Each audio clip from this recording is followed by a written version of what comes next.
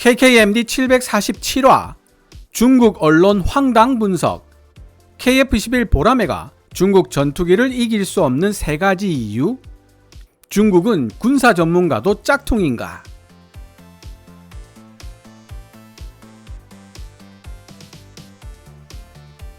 홍콩에 기반을 두고 있는 사우스 차이나 모닝 포스트, 이하 SCMP는 지난 2024년 5월 30일 South Korea is zooming ahead with the mass production of its KF-21 fighter jet and China won't be happy.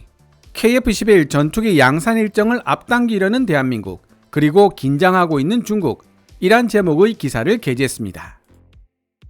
해당 기사에서 SCMP는 한국이 개발 중이고 현재 양산이 진행 중인 KF-21 보라매가 향후 중국의 스텔스 전투기 FC-31의 해외 수출뿐만 아니라 중국의 제공권 장악에도 큰 장애물로 등장할 가능성이 높다고 보도했습니다.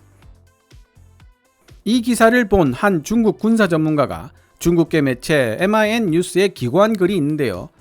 요약해보면 SCMP가 지적하고 있는 두 가지 내용 중 하나, 즉 KF-21 보라매가 FC-31의 해외 수출에 큰 장애물이 될 것이라는 지적에는 동의하지만, 또 다른 내용, 즉 KF-21 보라매가 중국 공군의 제공권 장악과 중국 안보에 큰 위협이 될 것이라는 지적은 다분히 악의적이고 왜곡된 내용이어서 동의할 수 없다는 것입니다.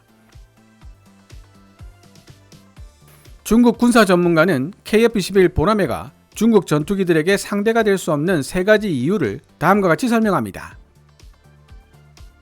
첫째, 4.5세대 전투기인 KF-21 보라매는 세미 스텔스 전투기인데 반해 FC-31과 제-20은 완전한 스텔스 전투기이다. 둘째, J-10C 및 J-16과 같은 중국의 주력 전투기들은 시계외 장거리 공대공 전투 능력을 지니고 있지만 미티어 미사일과 임무 컴퓨터가 연결되어 있지 않은 KF-21 보라매는 장거리 공대공 전투 능력이 결여되어 있다. 셋째, 만에 하나 근접 공중전에서 만나더라도 공기 역학적으로 불리한 스텔스 형상을 취하고 있는 KF-21 보라매는 J-10C의 기동력을 따라잡지 못하고 격추당하고 말 것이다. 여러 논란이 있을 수 있지만 일단 제쳐놓고 들으면 그래도 첫 번째, 세 번째 이유는 그나마 생각해 볼 만한 가치가 있습니다.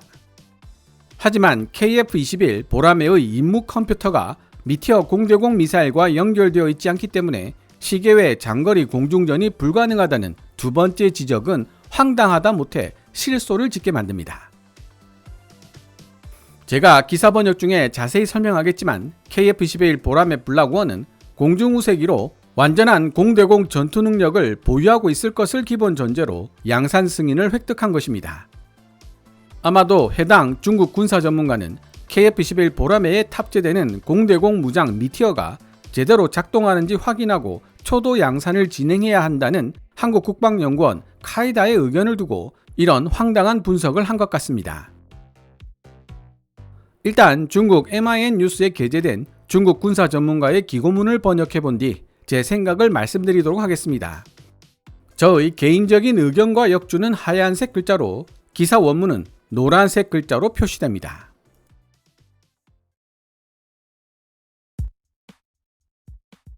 일부에서 한국 KF-21 보라매 전투기 양산이 중국을 매우 불안하게 만들 것이라는 이야기가 나오고 있지만 그것은 정말 많이 과장된 표현이다.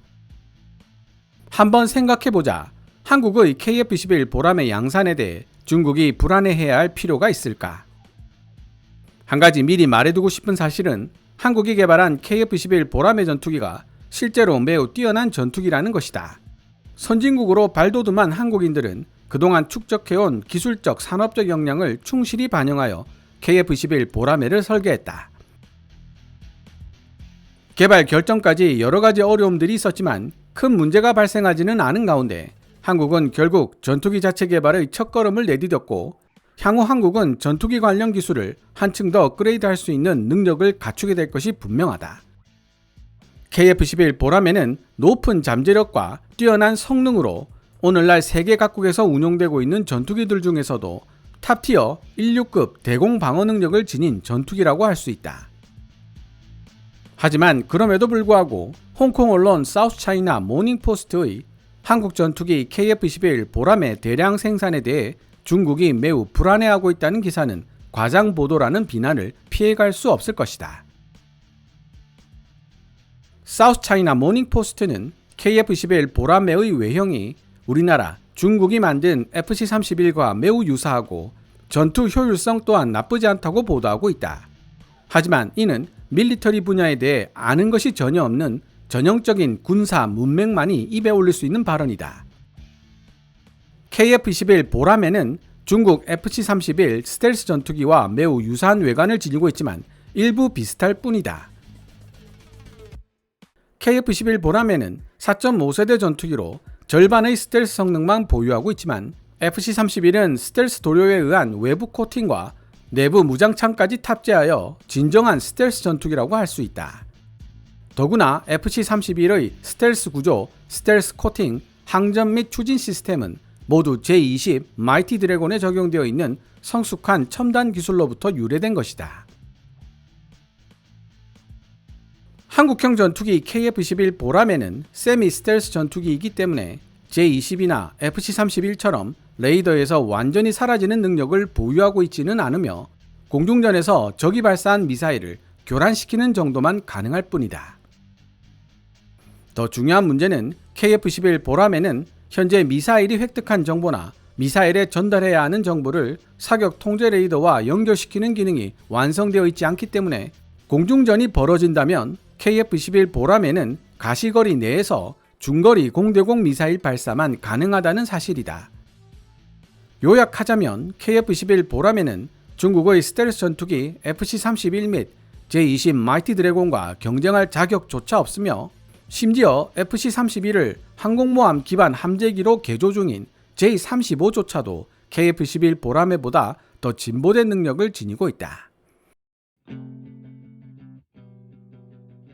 KF-21 보람의 양산에 대해 홍콩 사우스 차이나 모닝 포스트가 작성한 기사를 두고 군사적으로 문맹인 수준이라고 맹비난했던 중국 군사 전문가이지만 정작 이 대목에서 본인의 무지함을 그대로 드러내고 있습니다.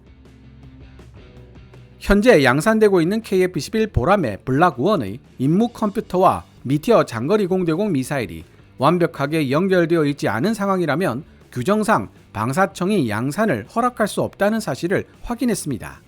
즉, 장거리 공대공 미사일 운용 능력이 검증되지 못했다면 KF-21 보람의 블락1의 양산은 절차적으로 이루어지지 못했을 것이라는 뜻입니다. 항모에 탑재되는 함재기는 지상 버전 전투기보다 더 많은 제약을 받을 수밖에 없습니다.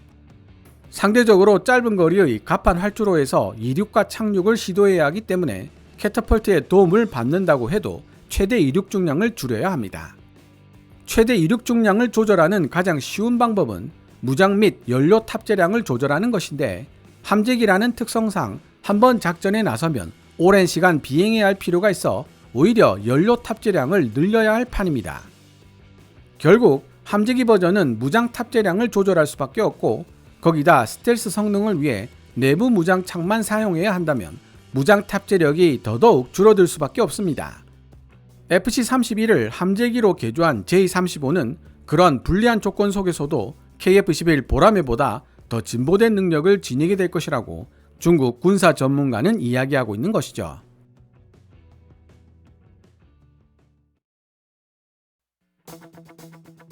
만약 머지않은 미래에 한국형 전투기 KF-21이 완전한 스텔스 전투기로 개량되고 명실상부한 5세대 전투기로 등장하는 날이 오게 된다면 중국 공군이 보유한 비스텔스 전투기 J-16과 세미 스텔스 전투기 J-10으로는 상대가 되지 않을 것이라는 주장이 있다. 과연 그럴까? 청두 항공공사가 자체 설계하여 개발한 J-10C가 세미 스텔스 전투기라는 중국 군사 전문가의 설명은 주목할 필요가 있습니다. J-10의 초기 버전 J-10A와는 달리 최신 개량형인 J-10C는 조종석 유리를 금으로 도금하는 등 유로파이터 타이푼과 라팔에 버금가는 세미 스텔스 성능을 추구하고 있는 것으로 알려져 있습니다. 라팔과 KF-21 보람에 비교해서 자주 언급되는 내용이지만 보조 날개가 달려있는 카나드 형상은 기본적으로 스텔스에 불리한 형상입니다. 보조 날개와 주 날개의 각도가 제대로 정렬되지 않으면 레이더파 반사 면적이 넓어지기 때문이죠. 연료 및 무장 탑재량에서 현저한 장점이 있음에도 불구하고 미국 F-35와 F-22가 카나드 형상을 채택하지 않은 이유가 바로 여기에 있습니다. KF-21 보라매가 중국 J-16과 J-10을 압도할 것이라고 주장하는 사람들에게 미안한 일이지만 KF-21 보라매는 몇 가지 어려운 문제를 가지고 있다. 첫 번째 문제는 이미 지적한 바와 같이 KF-21 보라매가 공대공 미사일과 사격 통제 레이더를 연결할 수 없어 장거리 시계외 공중전이 불가능하다는 것이다. 이에 반해 모든 중국 전투기들은 현재 시계외 공중전 능력을 갖추고 있으며 J-16과 J-10도 예외는 아니다. 중국의 모든 전투기들이 장거리 시계외 공중전 능력을 지니고 있다는 해당 중국 군사 전문가의 평가를 곧이곧대로 믿을 수 있을까요? 중국의 전투기들이 장거리 공대공 전투 능력에 문제를 가지고 있을 가능성이 높다는 추론을 가능하게 해주는 실제 사례들이 있습니다만 기회가 된다면 다른 영상에서 이야기해 보도록 하겠습니다. 장거리 시계외 공중전 능력을 갖추지 못한 KF-21 보라매가 설사 우리 전투기들과 근거리에서 맞붙게 되더라도 걱정할 필요가 없다. 중국 공군의 J-16 및 J-10 전투기들이 돈키호테처럼 KF-21 보라매에게 정면 돌진하여 1대1로 근접 공중전을 펼치게 될 것이고 KF-21 보라매가 승리할 가능성은 그렇게 높지 않다. 스텔시한 형태를 추구한 KF-21 보라매는 공기역학적으로 정적 안정성에 중점을 둔 설계를 가지고 있는 반면 중국 J-16과 J-10은 정적 안정성보다는 정적 불안정성에 중점을 둔 설계를 채택했기 때문이다. 전투기에게 있어 정적 안정성과 민첩한 기동성은 서로 반비례하는 관계에 있다. 따라서 정적 불안정성을 기반으로 만들어진 중국 J-16과 J-10의 설계는 근접 공중전에서 KF-21 보라매보다 더 나은 기동성을 보여줄 수밖에 없다. 얼핏 들으면 그럴듯하지만 이 설명에는 큰 맹점이 있습니다. KF-21 보라매에 탑재되는 적외선 영상 IIR 유도 방식의 단거리 공대공 미사일 아이리스-T의 경우 사거리가 25km에 달합니다. AIM-9A의 사거리가 7에서 9km였던 것에 비하면 비약적으로 늘어난 사거리이며 적외선 영상 유도 방식이기 때문에 전자전이나 플레어 같은 기만 수단에도 높은 명중률을 자랑합니다. 하지만 사거리 25km면 서로가 눈에 보이지 않는 거리이기 때문에 레이더에 의존해서 전투에 임해야 하고 적기와 거리가 가까우면 가까울수록 레이더의 목표물이 중복 탐지되는 고스트 현상이 나타난다는 데 문제가 있습니다. 이러한 문제를 해결하려면 뛰어난 품질의 하드웨어와 소프트웨어가 필요한데 그 기반이 되는 것이 바로 반도체입니다. 관계자는 중국과 대한민국 중 어느 쪽이 반도체 강국인지를 생각해보면 답이 나올 것이라고 기뜸해 주었습니다. 즉 KF-21 보라매가 근접 공중전에서 중국 전투기들과 마주치더라도 훨씬 유리한 입장에 서게 될 것이라는 사실을 알 수 있습니다.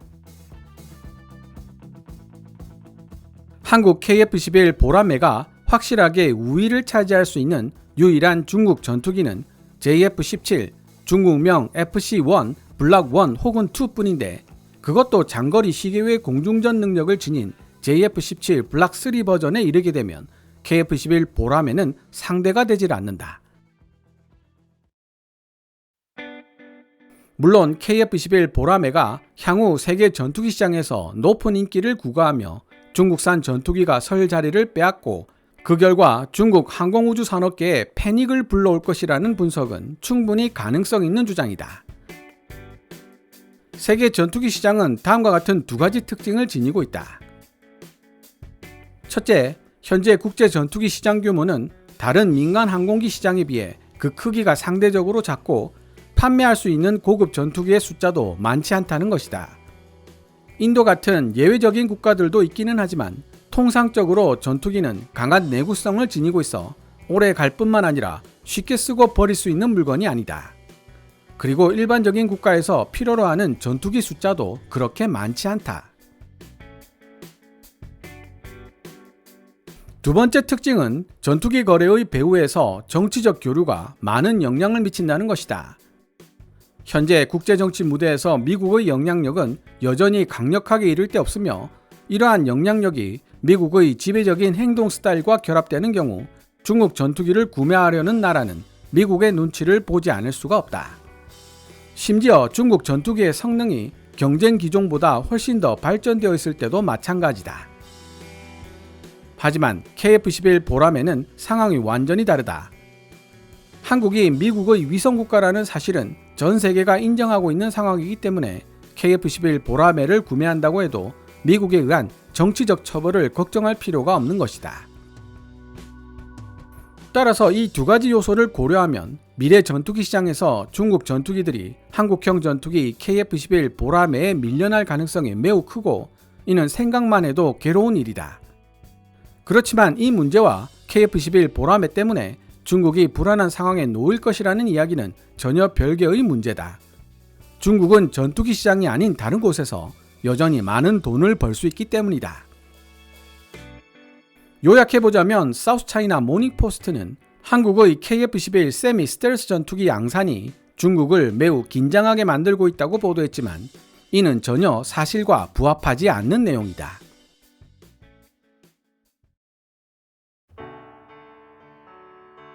지금까지 중국 MIN 뉴스에 게재된 중국 군사 전문가의 기고문 한국 KF-11 보라매 양산이 중국을 긴장하게 만든다고? 정말 과장된 표현이다 를 번역해 보았습니다. 기사를 모두 번역하고 난 후 어이없다, 황당하다는 느낌을 지울 수가 없었습니다.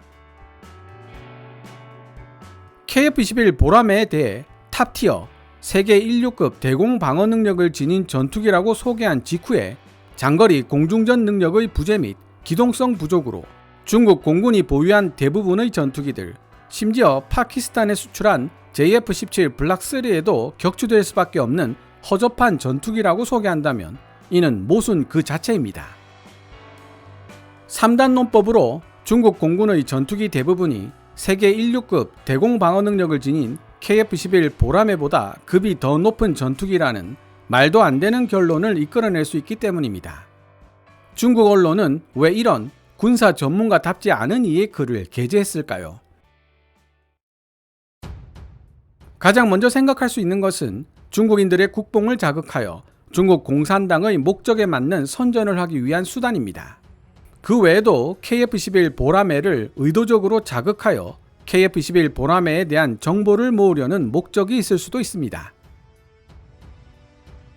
업계 관계자는 이 부분에 대해 이렇게 설명하고 있습니다.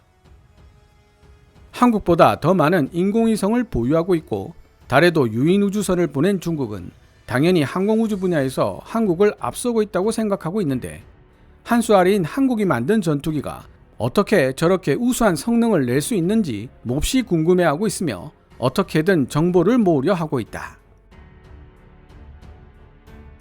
영상을 마무리하기에 앞서 한 가지 흥미로운 사실을 말씀드리자면 중국은 KF-11 보라매의 스텔스 성능을 파악하기 위해 시험 비행에 나서고 있는 KF-11 시제기들을 모두 레이더로 탐지, 분석하고 있을 가능성이 매우 높습니다. 하지만 우리 기술진들이 바보가 아닌 이상 소중한 데이터를 중국에게 넘겨줄 리가 없죠. KF-11 보라매 시제기들은 모두 F-35A와 같은 리플렉터, 레이더파 반사판을 달고 테스트 비행에 임하고 있습니다. 그러니 중국은 앞으로도 계속 KF-11 보라매의 스텔스 성능이 FC-31이나 제-20보다도 월등하게 떨어진다고 믿고 있으면 될 것 같습니다. 오늘 KKMD에서 준비한 내용은 여기까지입니다. 방송되었던 내용들은 KKMD 공식 블로그에서도 만나보실 수 있으니 구글이나 네이버 검색창에서 KKMD를 검색해 보시기 바랍니다. KKMD는 여러분들께서 챙겨봐 주시는 광고 수익으로 운영되고 있습니다만 영상 제작을 직접 지원하고 싶다면 농협 9481216701호로 후원해 주셔도 됩니다. 지금까지 시청해 주셔서 감사합니다. 케빈즈 밀리터리 채널 KKMD